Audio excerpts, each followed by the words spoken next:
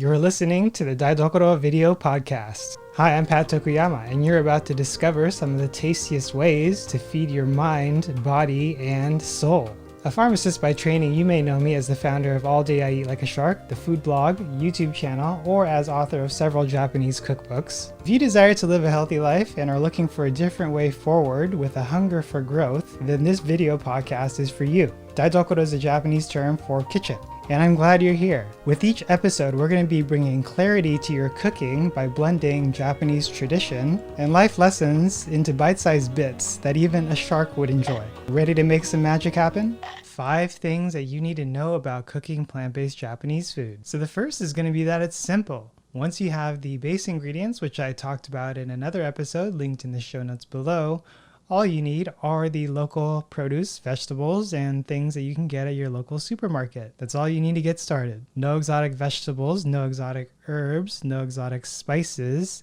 and no specialized cooking equipment, though it might make your life a little bit easier for some cases, but not all. The second thing is that it's easy. So you don't need to have gone to cooking school, culinary school, or worked in a restaurant, or have some sort of an extensive cooking history.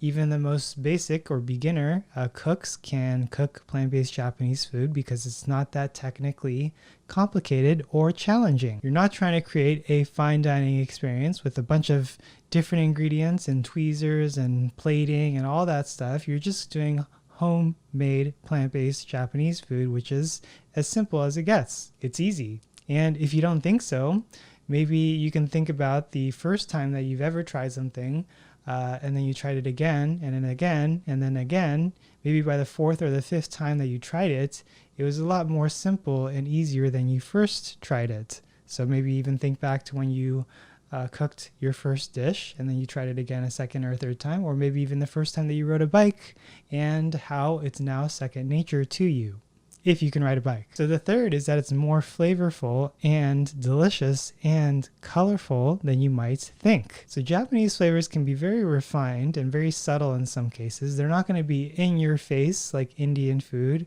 or super spicy like some Thai food or some Mexican food can be. And that's what makes it unique. That's what makes plant-based Japanese food unique. And do you know what else makes it unique and what it has a lot of? Umami. So we'll be getting into umami in a different episode, but that's really what helps to bring out the natural flavors of the food or the ingredients that make up each Japanese dish.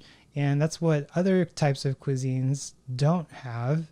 And that's what I think makes plant-based Japanese food a little bit unique in that regard. And if you consider that, that's actually an advantage for you, because you can take what you learn with plant-based Japanese cooking and umami and how to use those ingredients that bring out the flavors of the vegetables and the ingredients in plant-based Japanese food, and you can apply that to other types of cooking or cuisines to get even better results there as well. So how about that? And it's not restricted to just ingredients, also some of the cooking techniques, which we'll be talking about in other episodes. So the fourth thing that you might want to know about cooking plant-based Japanese food is that your entire meal can be plant-based.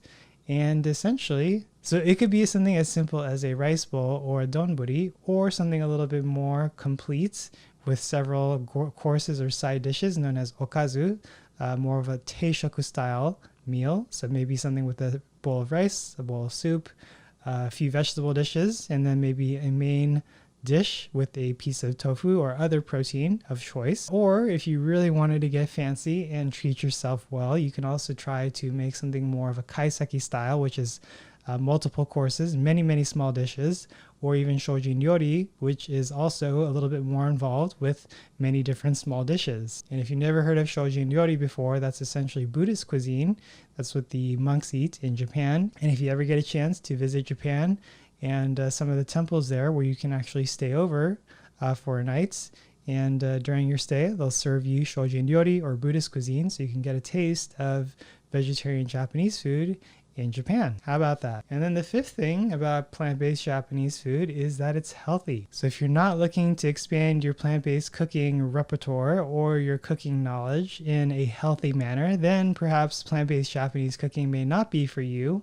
But if you are looking to be a little bit healthier and are interested in trying something new, tasty, delicious, and that makes you feel good, then this might be something worth giving a try or continuing if you're already doing it. Thanks for joining us today from wherever you're watching or listening from. And if you haven't yet, it'd mean a lot to me if you could share your thoughts in a review on iTunes to let me know what you think of this new video podcast.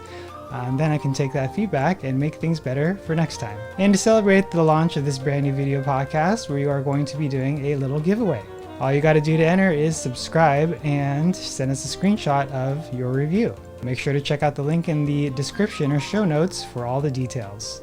And I'd encourage you to share this with a friend or a loved one, because if you've gotten value out of it, chances are they will too. Want to try cooking Japanese food at home from scratch? Head over to alldayieat.com/aisatsu, AISATSU, to get started today. And if you're new here, make sure to check out alldayieat.com/daidokoro, DAIDOKORO, for all the show notes, bonus materials, resources, and more.